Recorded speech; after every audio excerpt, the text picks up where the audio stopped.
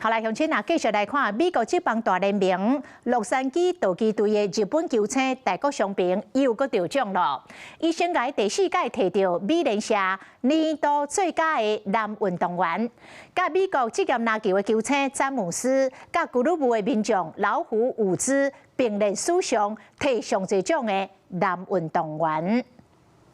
得奖的数量是算袂离，大明星大谷翔平伫咧休困季，阁得到一项新的肯定。伊甲瑞典体高跳的名将 Armand Duplantis，阁有西班牙网球天王 Carlos Alcaraz 比落去，摕到生涯第4届美联社年度最佳男運動員獎。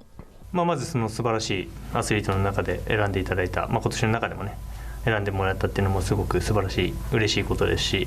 そういう賞をいただけるっていうのは特別なことだと思うので、今おっしゃってもらった数々の名選手たち。今年季後賽，閣再爭做二刀流的奧塔尼替道奇摕到冠軍2連霸，尤其伫咧個人冠軍賽第4戰，投手大谷先發6局有10個三振無失分，八大傷兵閣講3支紅普朗，用一個人的力量來解決洲際軍團。 这球打成了飞球，不会吧？打成了飞球，三响炮，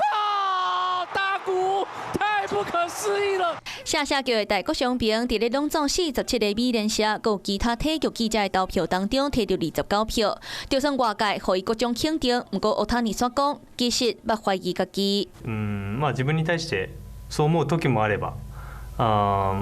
大したことないなって自分に対して思う時ももちろんあるので、どちらの瞬間も